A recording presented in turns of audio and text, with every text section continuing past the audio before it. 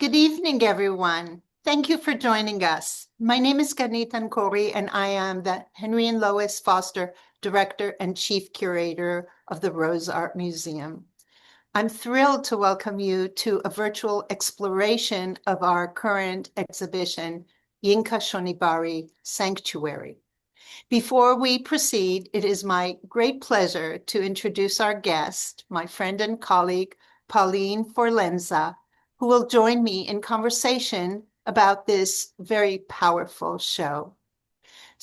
Pauline is the director and CEO of the American Federation of Arts, the AFA. As director, she focuses on increasing the number of exhibitions available to museums and audiences nationwide, bringing more art to more people in alignment with the organization's mission. Exhibitions organized during her tenure have ranged from under-recognized major collection presentations to those featuring artists and art movements previously omitted from the Western canon.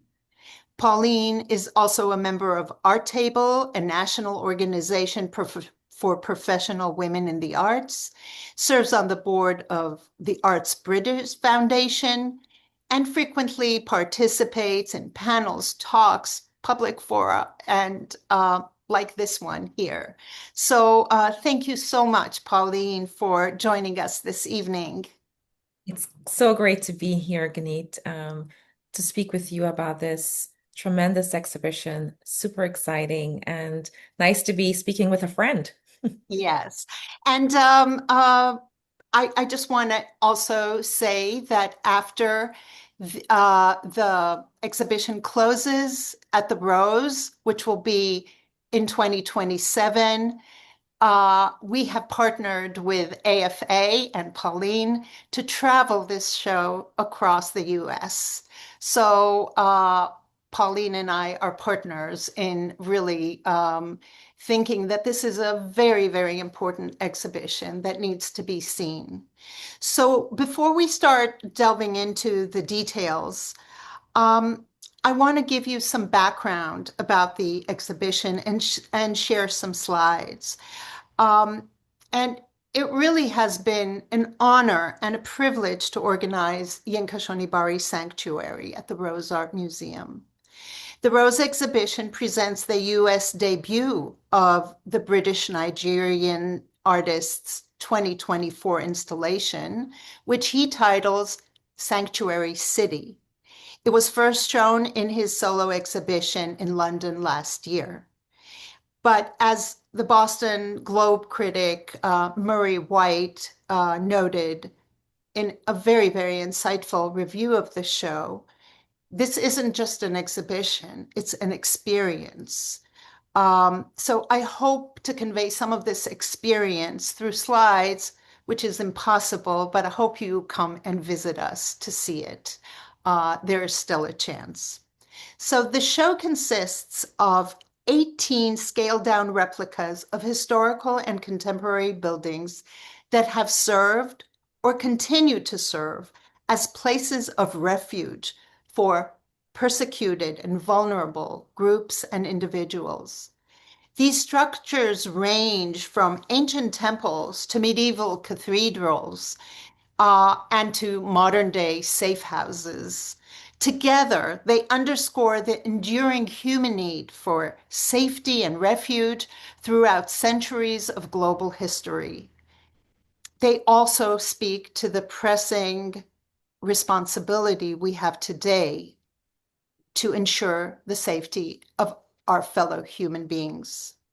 Displayed within the darkened gallery, the black painted architectural models glow from within, their illuminated interiors lined with the artist's signature Dutch wax textiles. I think I have a detail here that you can see. Shonibare's use of this historically rich and politically charged fabric, a symbol of cultural hybridity and the entangled legacies of colonial trade and oppression, links the intimate spaces of refuge to broader global histories of migration, empire, and resistance.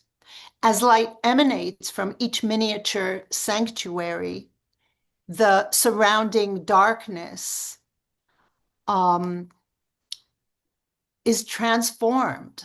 The gallery becomes an atmospheric landscape in which these havens punctuate the space like beacons of hope, resilience, and human dignity.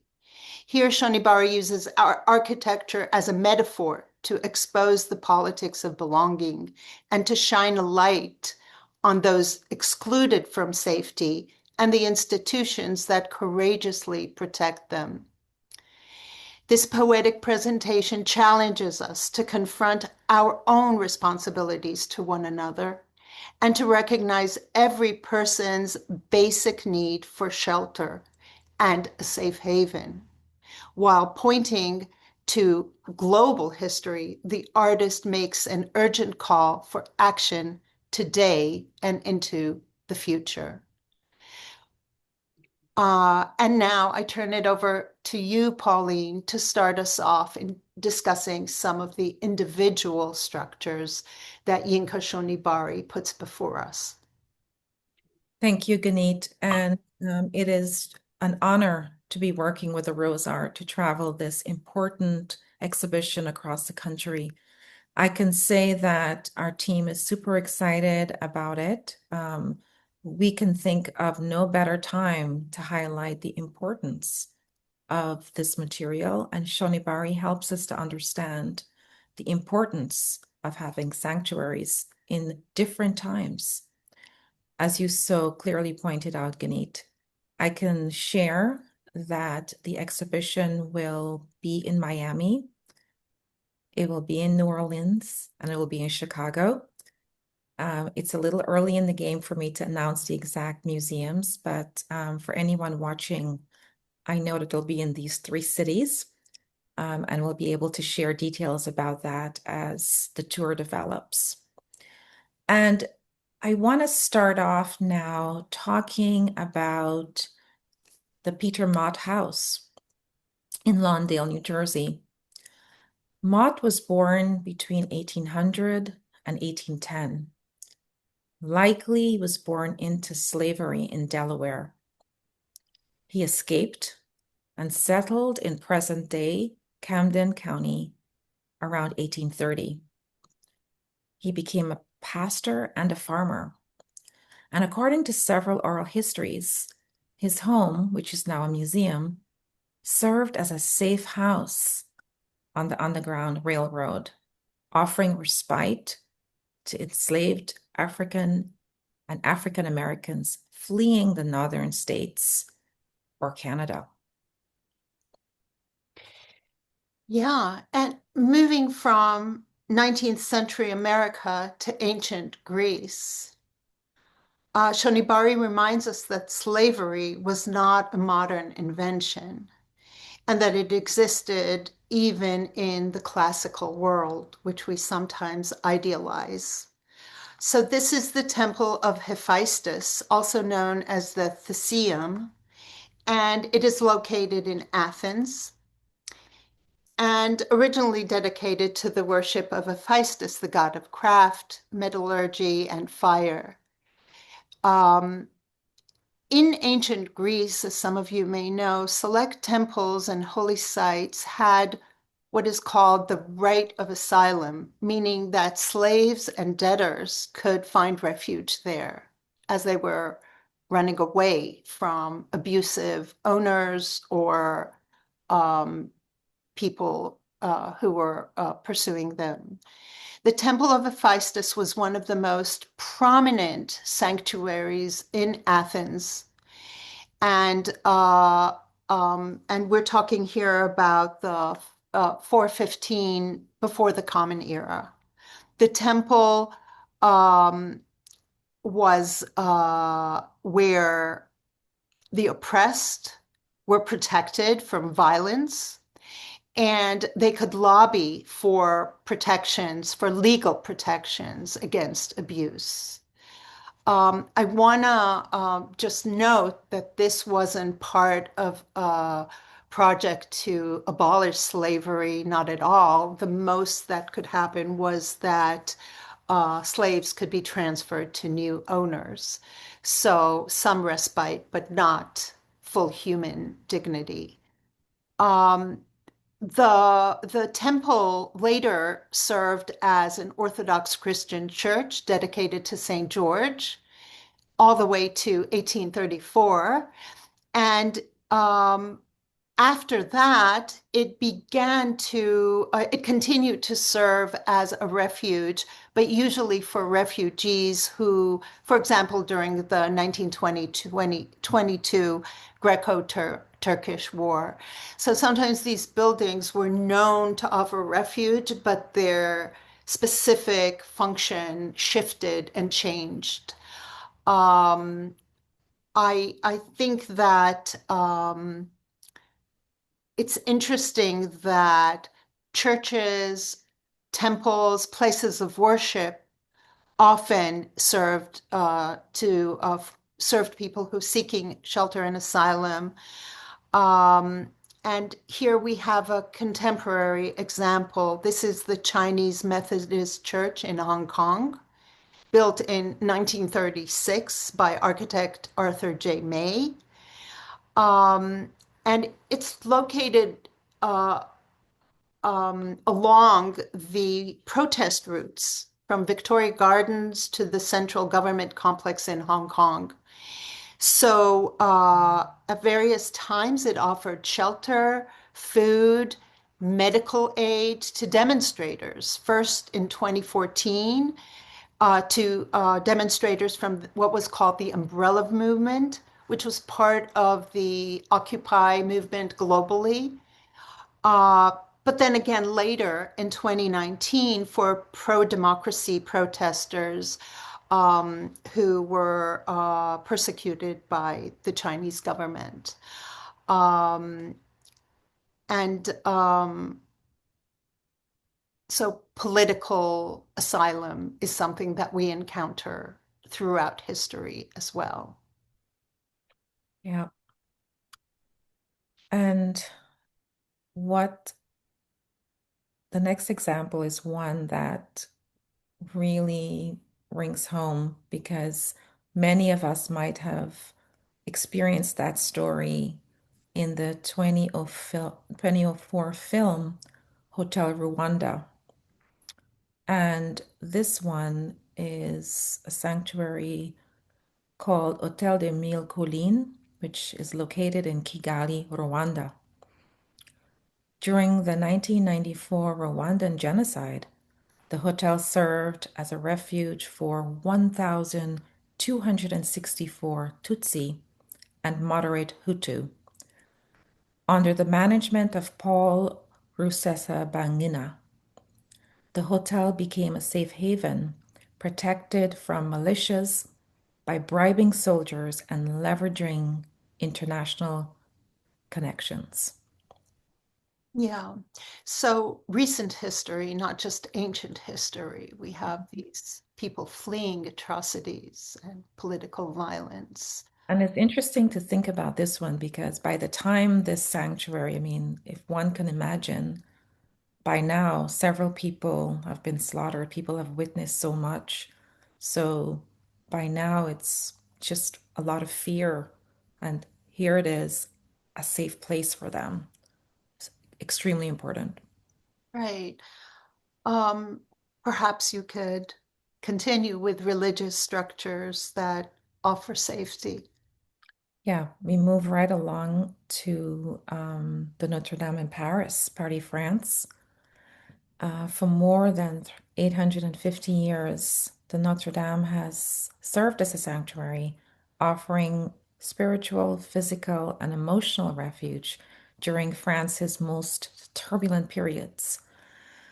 Rooted in medieval canon law, which granted protection within sacred spaces, as you pointed out, it sheltered plague victims, offered refuge in wartime, and has endured as a symbol of hope and resilience for the French people up until today. Yeah. And I know that some of our children remember the Hunchback of Notre Dame from various versions, and thinking about how the Roma people were also receiving sanctuary there. There are a lot of myths associated with it, but some very well documented Mhm. facts that you shared with us. And another church, the Cathedral of Saint Elijah in Aleppo, Syria, built in 1873, renovated in 1914, fully restored in 2020. This cathedral is a Maronite church, and it's in the Christian quarter of Aleppo, Syria.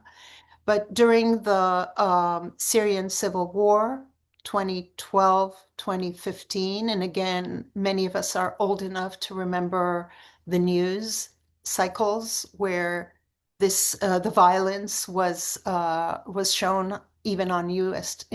television.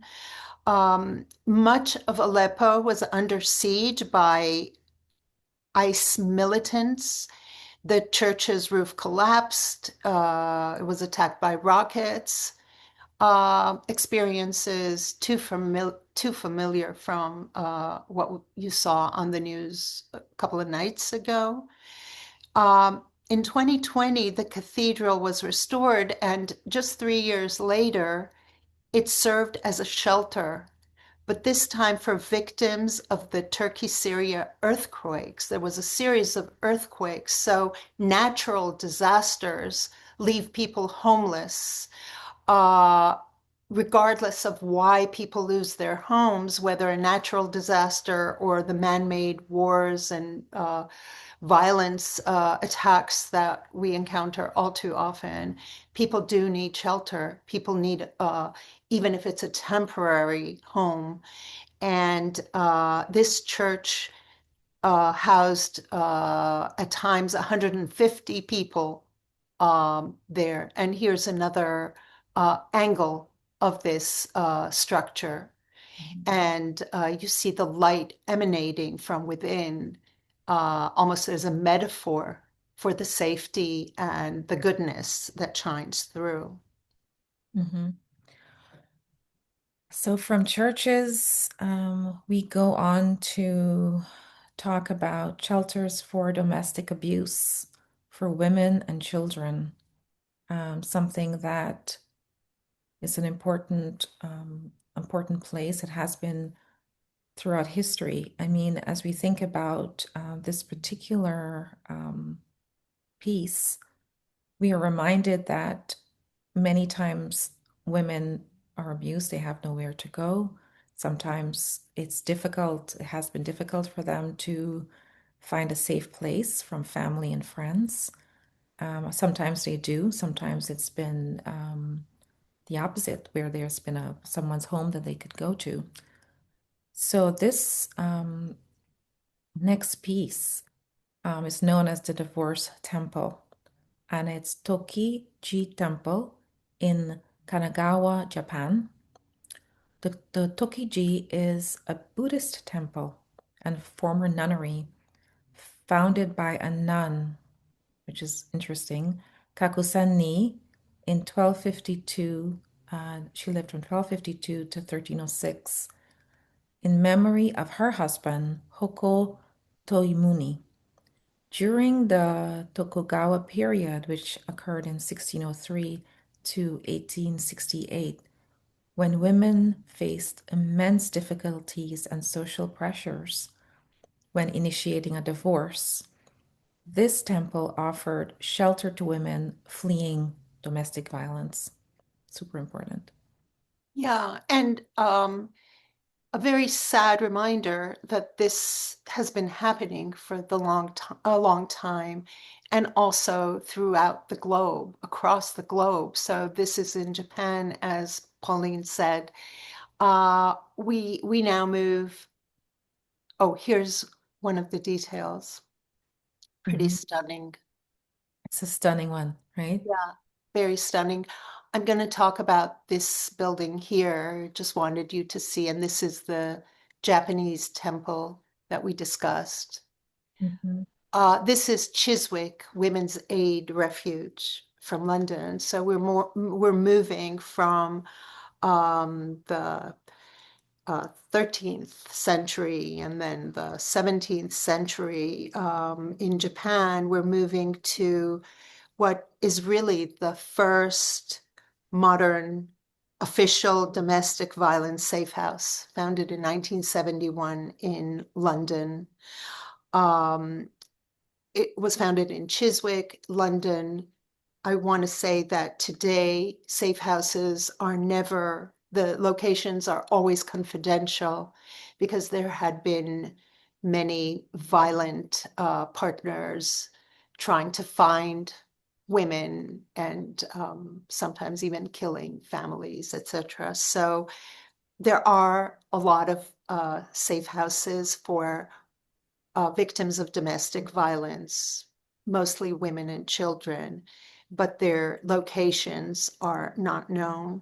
This was founded in London, as I said, in 1971. And there's some really fascinating testimony of how in 1973, the first women who had nowhere to go and their lives were in danger and they couldn't protect their children, how they came to this place that greeted them with warmth, providing for them, and really protecting them.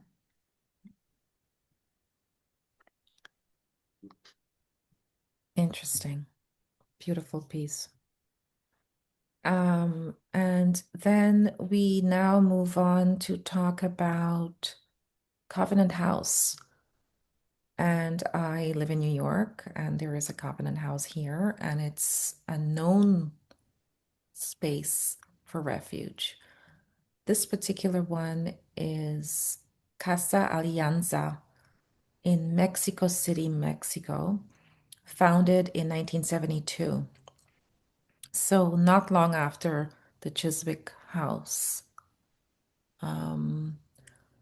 This one, the Covenant House operates in 34 cities across North America and Central America. Many of you have heard of it. It provides residential and outreach services to teenage girls and boys who have experienced abuse, neglect, exploitation, violence, and human trafficking, and who are facing homelessness or unaccompanied migration, something that we're dealing with here anew. The model shown is Casa Alianza Mexico, opened in 1888. And what I find interesting about this one is that we're talking now not just about women, having a refuge for women, but we're talking about having a refuge for teenage girls and boys going through periods of abuse, neglect, exploitation, from any kinds of issues that they're facing. And this is a safe space for them.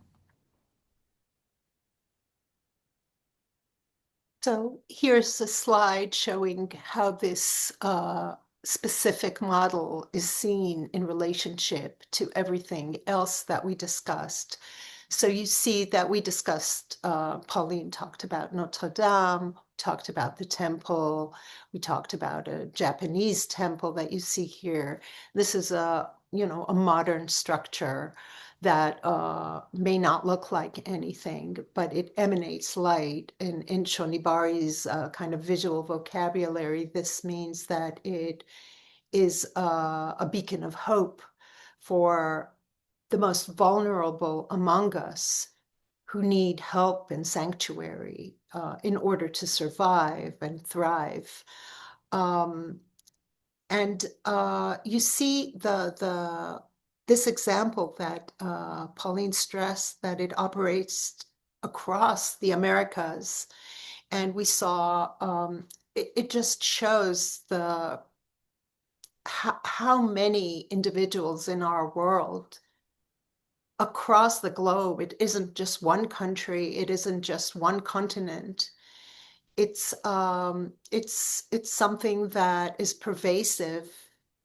And what is pervasive is not just the fact that there are many vulnerable individuals and groups, but also that there are people and organizations, both secular and religious, that want to do the right thing and want to help and talk about this alliance, the covenant between human beings to support each other.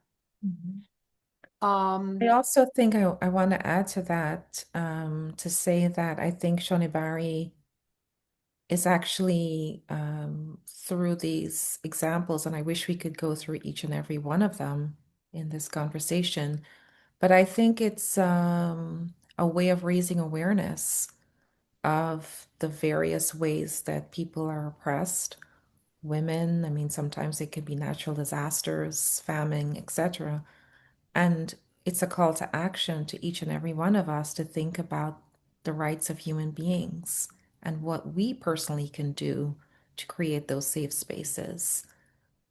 So I find this is an extraordinary way of presenting it in this wonderful, beautiful way, because this is an artist we're talking about, and his work is just many of you may have known his work from various presentations that he's done, but I find this one particularly poignant at this moment. right. And we move from Casa Alianza to what we see here in the background, and Pauline will take us there. Absolutely. And again, as I was saying, the continued need and relevance for sanctuary. This one brings us to right here in New York City, actually across the street from our offices. It's United Nations, um, established in 1945 after World War II. The United Nations is the world's largest international organization.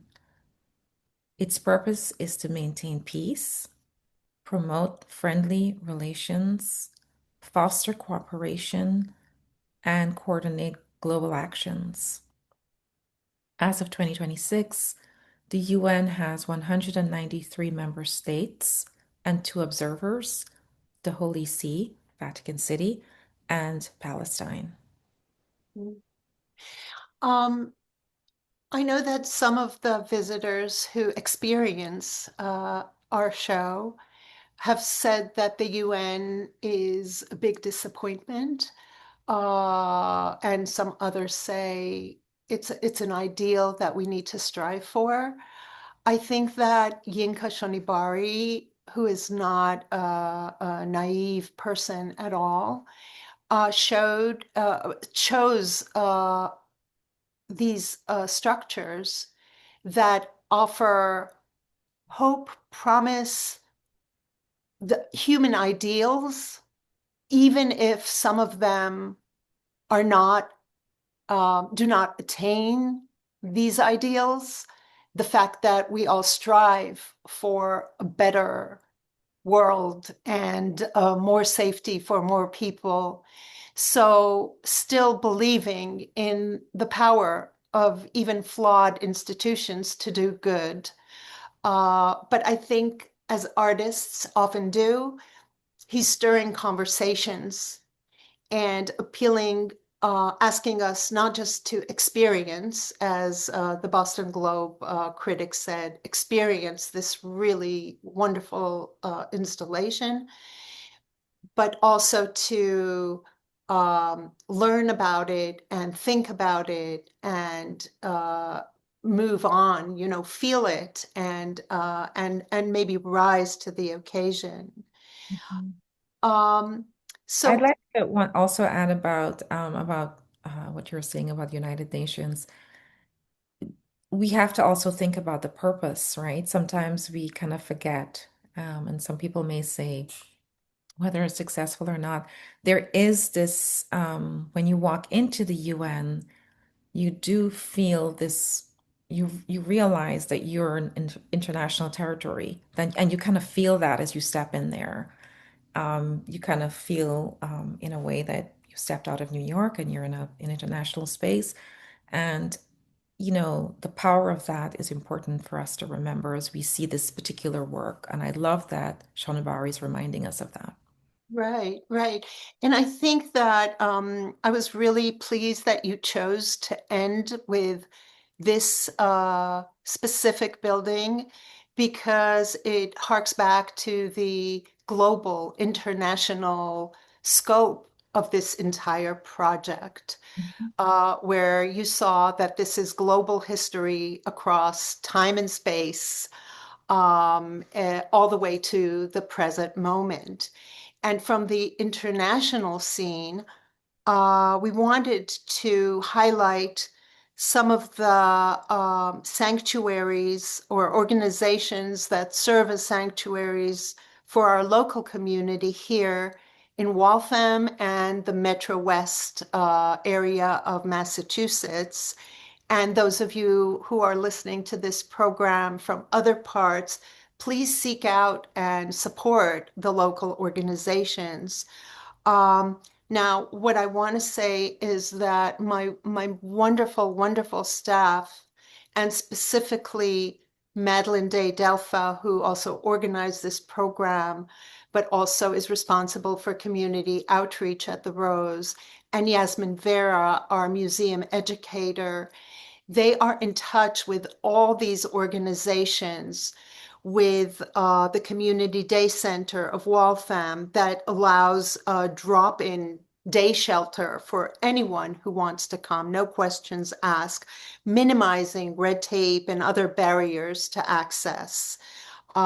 They help the most vulnerable places of our community. um, Reach beyond domestic violence. We cannot tell you where it is, but it serves, helps survivors identify and build safety, both physical and emotional. And Maddie and Yasmin are uh, deep, in a deep partnership with these organizations and have discussions and conversations with them about the exhibition that resonates with them. They don't feel alone. Out Metro West is the really was established to meet the needs of the LGBTQ plus youth population, and they offer weekly programs for middle and high schoolers, monthly programs for elementary youth and young adults, and they really are incredible in helping people who are marginalized and sometimes ostracized and discriminated against in our society. Um, Finally, the Waltham Family School is an English language program for immigrant families that prepares children for kindergarten and provides English to speakers of other languages, and educate the parents, so families in general. And these are just several of many organizations that operate across the United States. And these are the four that the Rose is has a deep partnership with, thanks to Maddie and Yasmin's really exceptional work. And Maybe Pauline, did you more. want to say something about Yeah, this? I was just thinking as you were talking that when the show travels, after your presentation at the Rose, I look forward to speaking with so many others in education departments to think about other spaces, other sanctuaries in the cities across the United States, because we will find that they are so many, and that gives us hope. So I'm grateful that you've highlighted these four in your community, and we'll be doing more of that across the country. Right. And part of traveling a show is not just, as the curator working to have other iterations and other spaces and other museums together with you and the different venues. And of course, one of the greatest privileges has been to work directly with Yinka Shonibare and his wonderful, wonderful studio. But also to have Maddie and Yasmin, who've really kind of who led this project of this outreach, work with you and through you with the other venues to make this art accessible to the people who will find it hopeful. Yeah. They will know that they are not alone.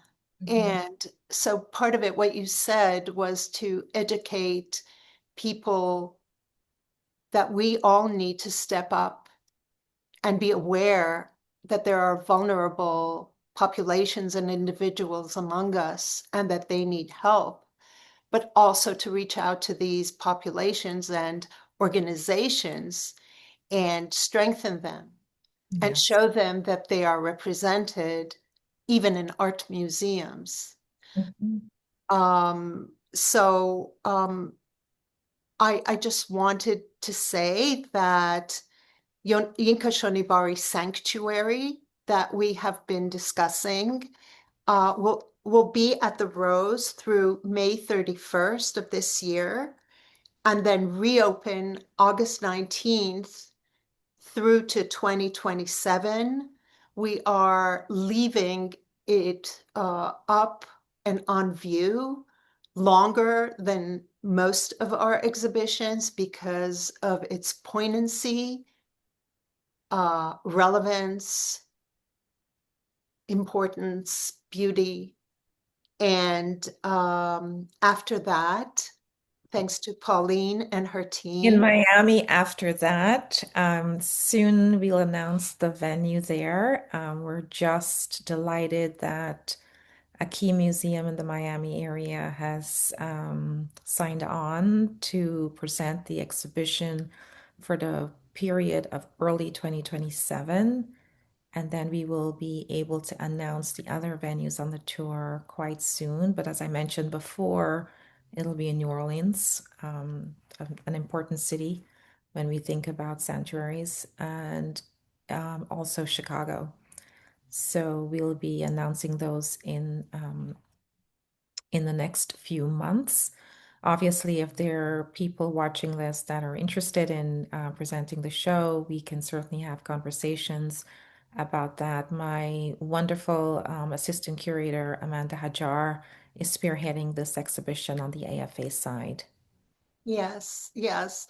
And she came to the opening and was really and saw how it was installed, and the partnership has been really, really so wonderful and so fruitful. And I thank you. I I wanted to end this program by thanking all of you for joining us, thanking Maddie and Menen behind the scenes, thanking Pauline for this conversation and working with us and with me personally to move this forward. I think that when Yinka Shonibari takes all these structures from different times and places and calls it sanctuary city, singular, he underlines the bonds that connect us as human beings across the globe and invites us to really seek a better future and to do better as human beings. And I want to end with a quote by the artist himself, because what we often do is amplify the artist's own words. But Pauline, I don't know if you want to say something before I quote Yinka himself. I just wanted to say a special thanks to all of you who are watching this program. we are honored to be taking this wonderful exhibition across the country. A special thanks to you, Gannit, and your entire team. And also on the AFA side, I want to shout out Amanda Hajar and Sydney Briggs, our head registrar. Thank you for being here, and it was a pleasure to have this conversation with you, Gannit. Yeah, well, I should shout out to my installation team, Rachel Farkas and Dorian Keefe, because this is not a simple And installation. make it happen. Seamless, but they are wonderful and made it happen. So as you look at this, I invite you once again to come and experience it because it's not something that is just looked at. You feel it, you open your eyes, you sense it in your body, you feel the light and the dark, and then you start thinking and doing the research about it. And it really is a multi layered experience. And the artist himself, and I quote, "Sanctuary is not a privilege, it is a human right. These buildings stand as testaments to courage, care, and the radical act of offering safety." End of quote. So thank you, Pauline. Thank you to our teams. Thank you to our audience. And we look forward to hosting you at the Rose in Waltham, Massachusetts, and later New Orleans, Miami, Chicago, and more. Thank you. You.